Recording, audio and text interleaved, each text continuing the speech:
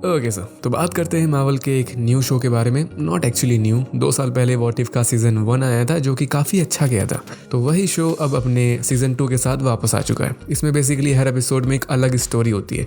एक क्वेश्चन होता है कि व्हाट इफ ऐसा ना हो कि कुछ वैसा हुआ होता तो कैसा होता। यही बेसिक चीज़ होती है।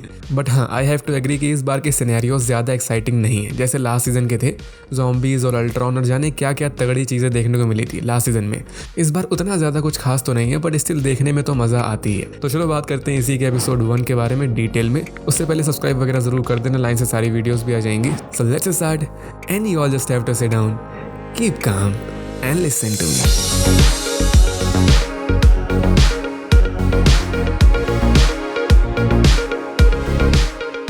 सो ये एपिसोड का टाइटल है what if Nebula joined the Nova Corps. एकदम सिंपल सा एपिसोड। नोवा कॉर्प्स जिनको नहीं पता तो इनको फर्स्ट टाइम दिखाया गया था guardians of the Galaxy volume 1 वाली मूवी में, 2014 वाली मूवी में। एक प्रॉपर मिलिट्री या फिर पुलिस फोर्स होती है, ये बोल सकते हो, जिसमें एक नोवा प्राइम होती है जो अपने को दिखाई भी गई थी मूवी में। यही सारे ऑर्डर्स देती थी, मतलब सबसे ज्यादा हाईएस्ट रैंक इसी की होती है यहाँ पर।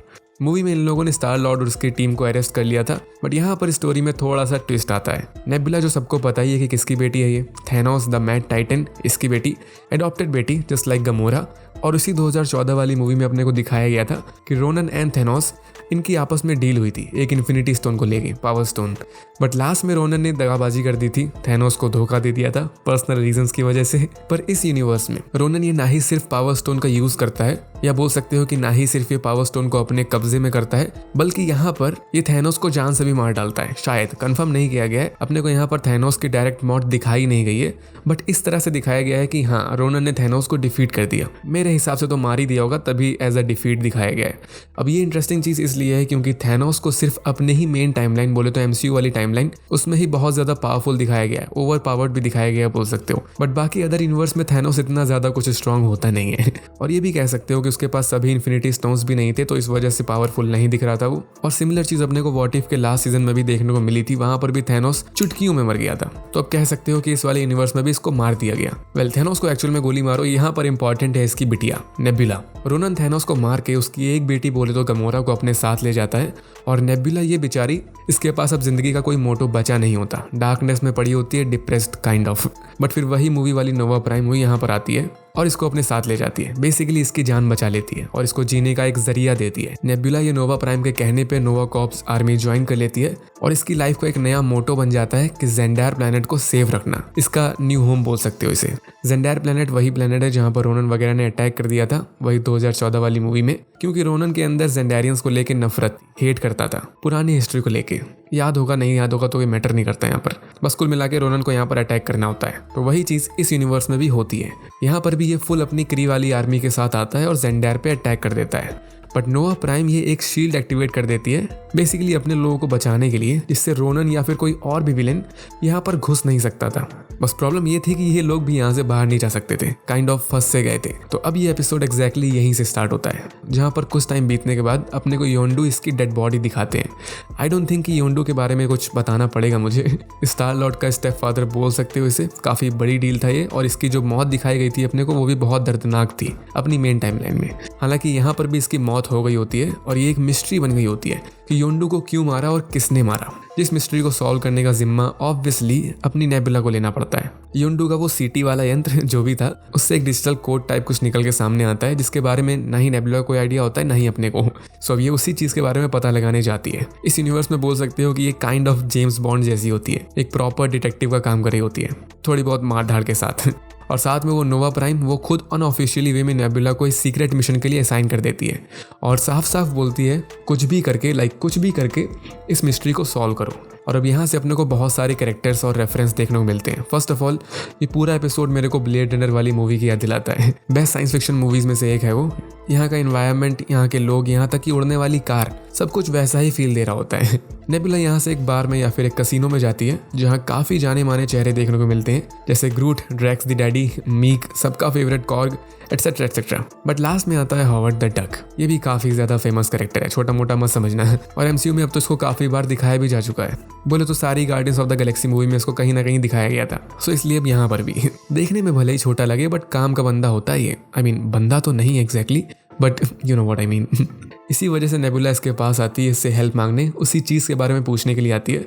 सो अब यहाँ पर पता चलता है कि वो सीक्रेट मैसेज ये एक फिजिकल डेटा कोर होता है, ये एक्चुअल में फिजिकली स्टेट में एक सीक्रेट जगह में छुपा हुआ है।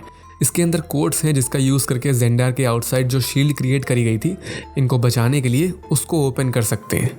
तो कुल मिला के यहाँ पर कोई बंदा या फिर कोई बंदी इस प्रोटेक्टिव शील्ड को ओपन करना चाहते हैं ताकि वही रोनन लोग यहाँ पर अटैक कर सके। मजे का टाइम बीत गया होता है बट स्टिल वो रोनन अपनी शिप में बैठ के यहाँ पर वेट कर रहा था। कितना वेल्ला होगा सोचो।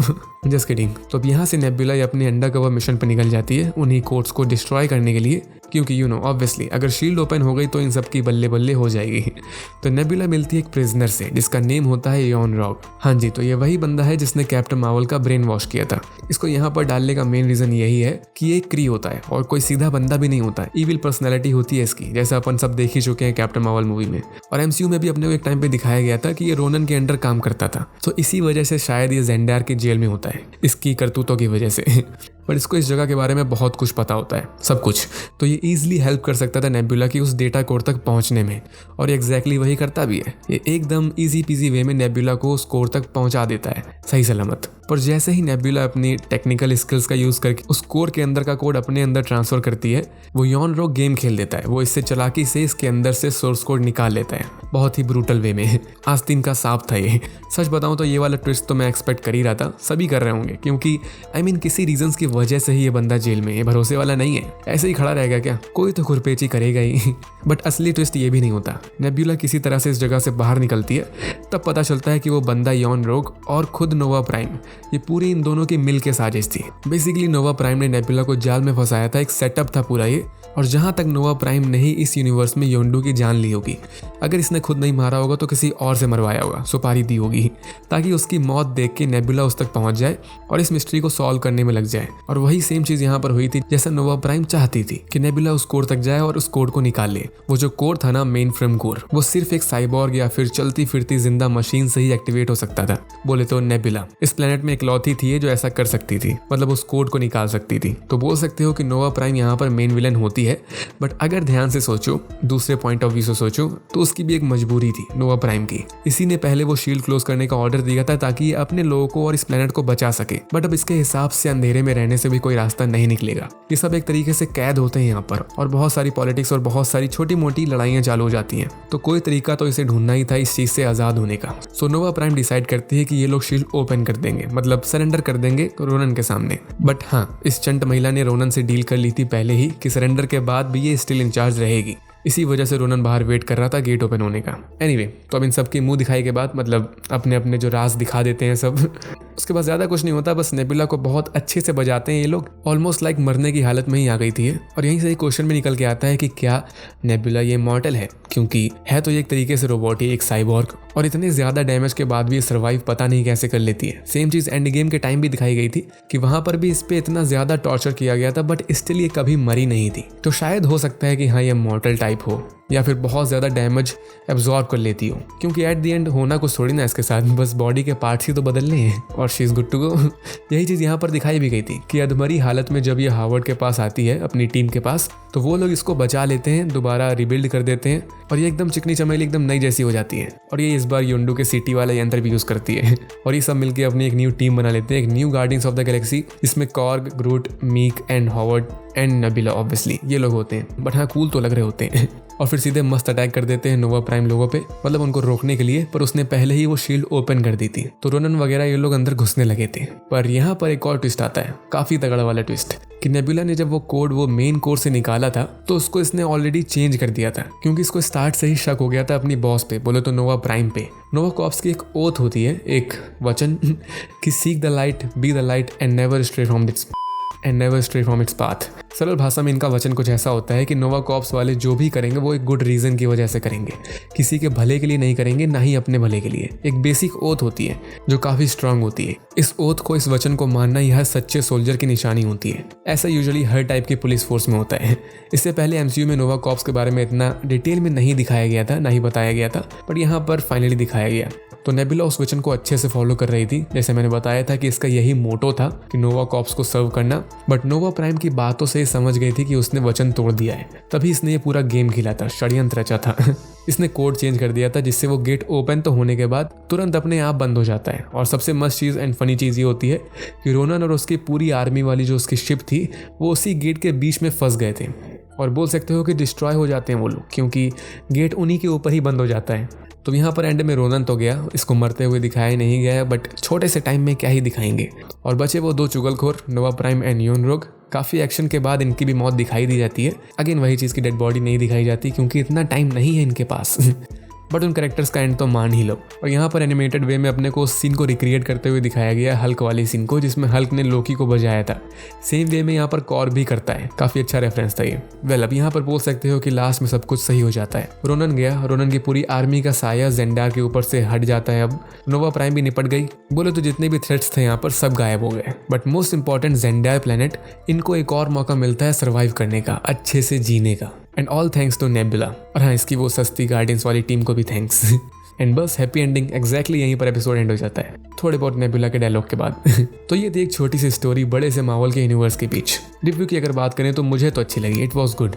कोई बहुत ज़्यादा ऑसम चीज़ नहीं थी क्योंकि टाइटल इतना एक्साइटिंग नहीं था। किसी ने इस चीज़ को एक्चुअली एक्सपेक्ट भी नहीं किया था कि ऐसी कोई वॉट इफ सिचुएशन देखने को मिलेगी अपन को। बट वही है ना कि ट्राई अच्छा था, कि मतलब देखने में कुछ बोर नहीं हुआ। स्टोरी सीन सब कुछ अच्छा था, ओवरऑल पूरा एपिसोड अच्छा था। मेरी तरफ से लाइक 7 और 8 आउट ऑफ 10। वेल इस वीडियो के लिए इतना ही। वीडियो में कुछ अच्छा लग गया हो तो लाइक एंड शेयर जरूर कर देना, और बाकी बात करेंगे इसके बाकी एपिसोड्स में, तो उनके लिए सब्सक्राइब भी जरूर कर देना, इतना तो कर ही सकते हो। तो मिलते हैं नेक्स्ट वीडियो में, तब तक के लिए stay tuned and bye bye.